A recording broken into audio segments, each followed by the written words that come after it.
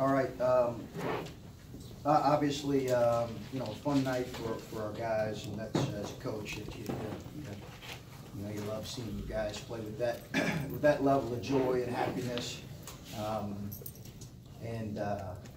Iowa, just have tremendous respect for them, how hard they play, how well coached they are, how hard they are to stop.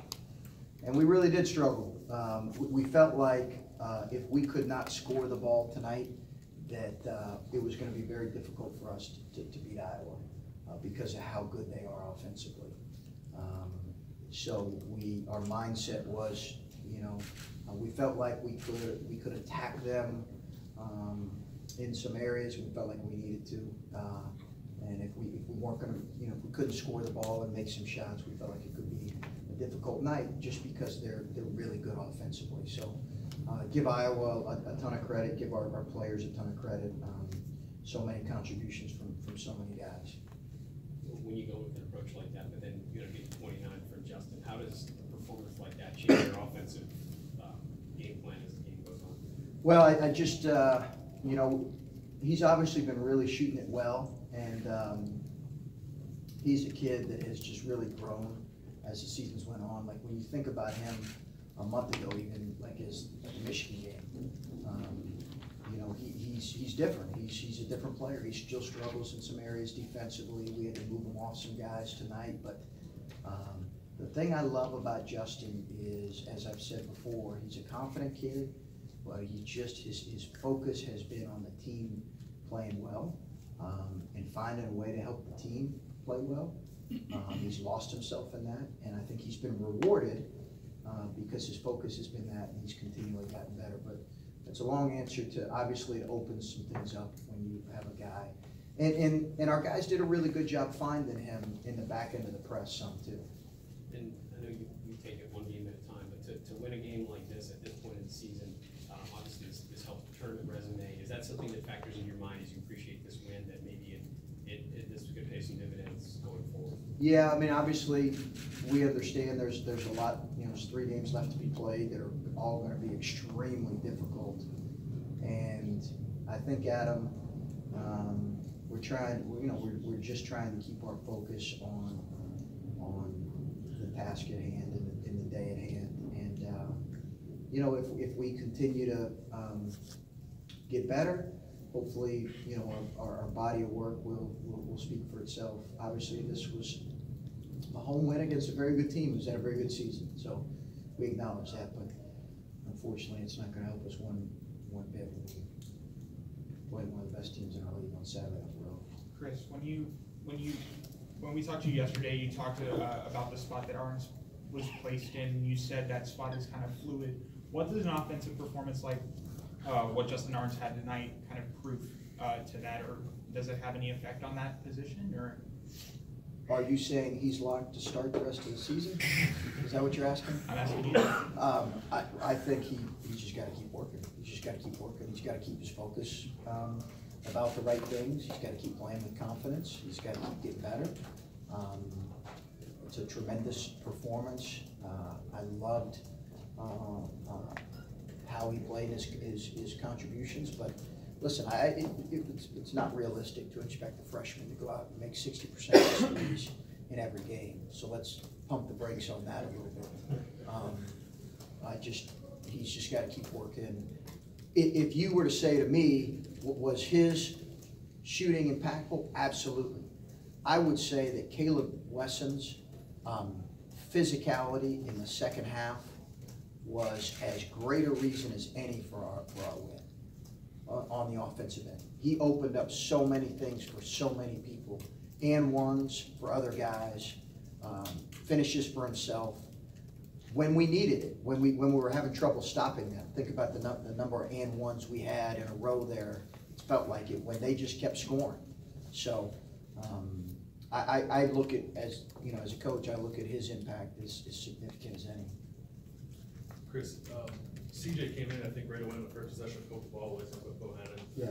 A couple steals. It just seemed like Bohannon was never really able to get into a rhythm of the game offensively. If he can do that against this team, sort of not take him out of it, but bother him the way CJ did, what did that do for you guys on the defensive end? He was critical. I thought CJ, 6-to-1 assist to turnover ratio, defended with purpose, made Bohannon work. Then we had to switch him on to 10, Wieskamp, who was just killing us. I had 5 threes, and it was, a couple of those were incredibly difficult. The kid's a heck of a player. So we switched him then from Bohannon, when Bohannon went off to Wieskamp. And he worked him. He just made him work. I thought that gets lost in all of the scoring, 90 points and all that, but it's so important for us in this win. Do you feel like your guys are starting to get a little bit better understanding of how to play off of Caleb on the offensive end? I don't know if you're putting them in different spots, but it just seems like with the way they're cutting, the spots they're getting to, they're helping themselves by making themselves available. I think so. I think that the only thing we really changed was our press offense from recently so they're not really in different spots. After the Penn State game, for obvious reasons, we changed our press offense. But outside of that, I think guys are just getting more comfortable understanding the amount of attention that he's going to get at times, and the trapping and where it's come. I thought our cutting off the ball was better. Keyshawn really cut well off of the ball today. But it's a hard thing to get you guys kind of used to doing, but I thought tonight was good. And then there's one more. You talked really all season for the last month or so, especially about the approach your guys have had and the effort you've seen in games, even if the results in the end aren't what you want them to be. Had you guys not had that sort of consistency in approach and effort, do you think you'd be able to put together a game like this at this point in the season? And what's it take to sort of keep that mindset through some of the ups and downs of play? I think you need great kids, and you need regular dialogue, and you need honest conversations, and guys that care about the team, and I think if you have those things, and you have those things on a daily basis, you give yourself a chance to play better as the season goes on. No, I don't think that we would have been able to do this if we didn't have some of those things. But those things also aren't guaranteed for the last 2 weeks of the season. So it's really kind of a daily discipline for us as a group to be about the right things and to be focused on the right things and to move forward. We talked about Justin, you brought Caleb, CJ, but Andre plays 40 minutes. Yeah. Did he play 40 minutes? Yeah. Dwayne in the first half with 10 points. I did not take him out. 6 seconds. Came up for 6 seconds. Okay. But just Well, plenty of time for a guy to get a little breather, get a second win. is this about as well-rounded as you guys have been? Contributions in different areas from all guys and guys off the bench making plays and whatnot. Yeah, I thought. Yeah, I agree with you. That's where you're looking at so many contributions from so many guys. I do agree with you. I thought he was really good in some of his finishing. He battled, he's battling guys that are 3, 4, 5 inches taller than he is. I thought he was good with the ball in the press and attacking the press at the point of the press a lot. Some of his decision making. I thought his finishes, he played more on balance. We've been on Andre from day one this year about playing more balance, because he can struggle with that at times. Made a couple threes. Just showed why he's a good player. And Andre's block on Cook, that looked like it was going to be a highlight. Yeah. At that point, Was it Cook or was it Moss?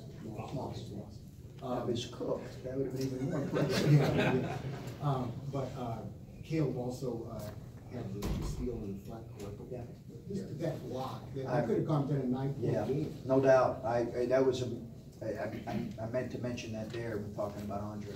Andre's block was a huge momentum play, because you're right. I remember when it cut there, but I realized it was getting tighter there. And he has a real knack for that in timing situations. Andre's, we'll say 6'6", 6'7", but his length really helps him play bigger. He has tremendous timing. I've seen it in practice now a number of times, where he has got guys that went and tried to punch on him, and he's timed it. And the biggest thing was we got that ball back, right? Because he's blocked some of the passes, we haven't got it back, but we scrambled and got that ball back. It's a huge play, huge play.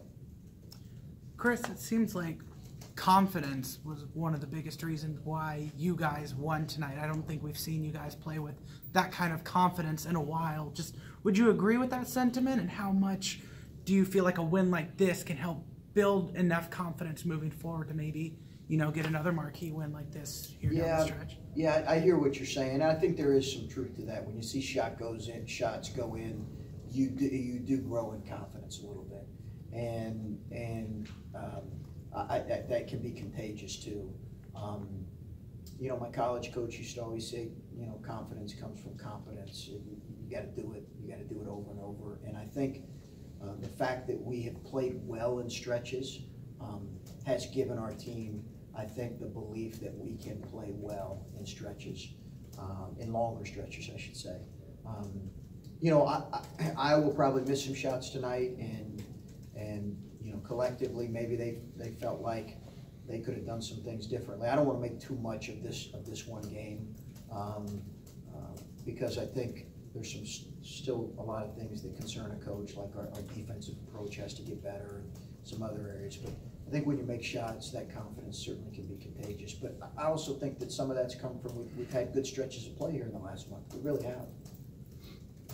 Chris, I hear you trying to pump the brakes on the optimism after a game like this, but there have been so many nights where I've sat here and asked you about getting confidence back, getting the bubble, all this other stuff. There's got to be some personal satisfaction for you and the players going out of this. How do you want them to celebrate? Do you want yeah, you know, I absolutely. I want them to enjoy this night. You know, absolutely. I want them to be, you know, to enjoy this night. I want them to enjoy playing the game and playing games that matter this time of year. You know, I've talked about that a lot. That, you know, we have a great opportunity here to play games that matter here these last couple of weeks. Absolutely, I want them to enjoy it. I just think, you know this about me. Like, we're going to evaluate how we play, win or lose, and try to move forward from that. And you know, I've seen league play plenty of times. You know, just one game doesn't necessarily guarantee anything in the next game. It really is going to turn. We're going to have to keep doing those things that we talked about that have helped us play well in this last month. And I read all the time about, you know, Associated Press or whatever had something after our last game. Well, we've lost this out of this year. I really feel like we played some really good basketball at times in the last month. And I think sometimes that gets lost in wins and in losses. And we just got to keep trying to do that more. I don't think you can expect him to score 29 points every game, but you guys, in all honesty, 50, 60 points, there's been kind of a lid on your basket the last month. What would it mean if he even gave you 9 or 10 points each game going forward? Yeah, I think that's, which he did against Maryland, right? Yeah. Which Maryland's one of the best defensive teams in the league. Yeah, I think, you know, is that reasonable to expect that he can come in and you know, make some shots and get some offensive rebounds and do some things and be a guy that a lot of attention has to be. But I also think Dwayne's in that boat too, where guys really have to know where he's at right now. And again, offense is what everybody sees, but both those guys do have to grow in other areas. But yeah, absolutely. I think that the threat that he can be is going to be important for our team moving forward. You've been around basketball a long time. This is the 28th game of your season, and you had a guy going into double digits for the first time and scored 29 points. Have you ever, in your recollection of a game of basketball, encountered anything remotely close to this as somebody to have a breakout game when your team absolutely had to win this game? Yeah. And what it meant. Just, have you recall anything close to this late in the year?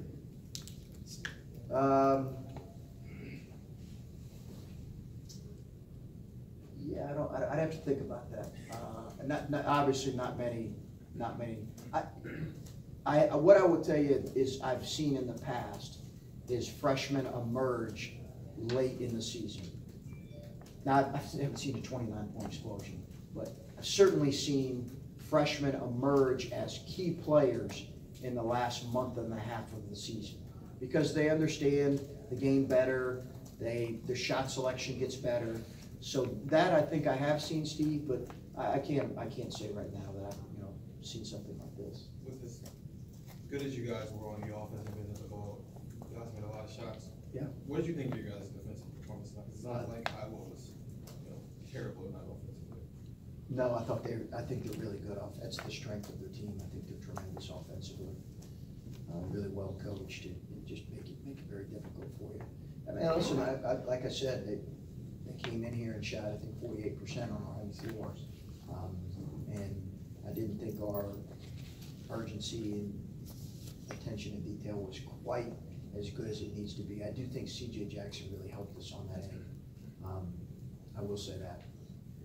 Adam asked earlier. I think you one. Oh, I'm sorry. I apologize.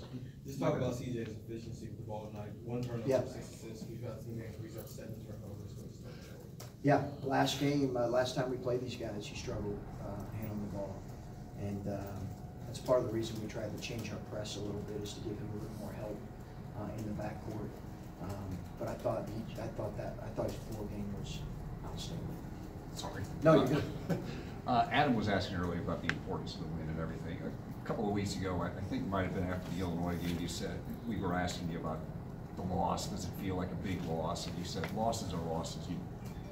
What about wins? Like a win like this, because there's been so much talk, haven't beaten the right team. Yeah. Is it the same? Is it just, or are wins different this time of year? Do they, big wins feel like, okay, this was a big one?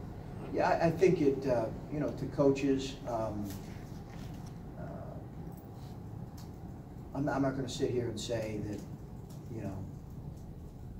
that a win like this is the same as winning a, non-conference game early in the year against a team that, is bottom third in Division I, because that wouldn't be reality. This was a quality team that came in here that had put together a really good season, had beaten a lot of people, and we needed to prove that we were capable of being. We've proven that we're capable of being competitive. We need to prove that we were capable of winning a game like this. So to that end, yes.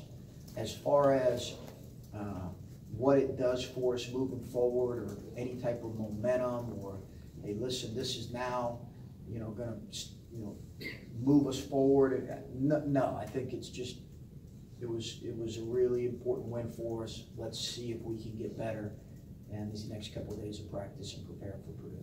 Real quick, second half, you guys had 12 assists on 15 baskets. Was that just making shots because you shot at 57%, or was there more to it offensively that you saw with the unselfishness? There was a little bit more to it, and I'm glad you point that out. I thought our interior pass, that's why I go back to Caleb. I thought he opened some things for us when we really needed to, kick-outs and some of his interior passing. But I thought our guys played really unselfishly. I thought they did, and I thought obviously Justin, again, making some of those threes against the press, and making some open shots were critical. We're having some concerns about how the defense played overall, the way you controlled the defensive glass, only had 4 offensive rebounds. How much was that a focal point of this game? It was big. Yeah, it was big. Part of the reason it was big was because they're big, they're physical, they're long, they go to the glass really hard. And the other thing, Adam, is we were going to be doing some post trapping, and we all know that we're not the longest on the wing. So when you're post trapping, you're putting 2 big guys to the ball at times, and it's opening up offensive rebound opportunities. Got us a little bit late in the first half, but our guards did a good job cleaning up the rest of the game. And then I have to ask you in the first half, technical, just seemed like maybe things could have spiraled out of hand at that point. But yeah, nice conversation. Just asking how each other's families were doing, and I deserved it, and I just lost my cool. Yeah, I just lost my cool. I think we all know how important every game is now, and we know how important Caleb is on the floor, and we've been on him so much, and he's, I think, taking really good strides, and you know, not fouling and staying composed when he gets a bad call. Again, he was much more composed than his coach, and I thought he came back and did a great job the rest of the game. That's what I was wondering, if you felt that he handled that pretty well, because early in the season, that definitely would have gone the other way. Yes, I did. I did feel like he handled it well. And I told him on the bench, just stay with it. I'm probably gonna put you back in the first half, and we did. You know, I'm not a sit a guy with 2 fouls, a guy typically, unless the game is clearly in our favor, then I might do that. But we needed him back in there for his offense, and we were able to do some offense-defense subs. Okay. Thanks, Chris.